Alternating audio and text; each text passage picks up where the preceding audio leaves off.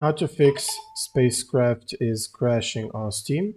So first you want to go to your library, and then you'll need to right click on the game and open up the properties.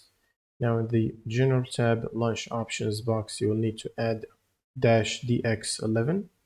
Then go to installed files and verify the integrity of game files. Now once this is completed, you can close Steam and then open up your browser and head to this link, which is going to be in the description below. And from the redistributable table, you will need to get the 86 and the 64, both of them, and install them. Now, when you finish the installation, this will require computer restart.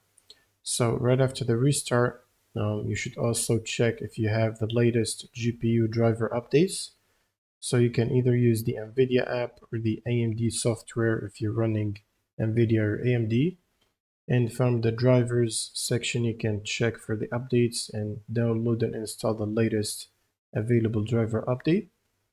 Now, all you need to do is run Steam as admin, right click on Steam and run it as admin, and then just launch the game from your Steam library, and this should fix the crash problem. Thanks for watching and subscribe.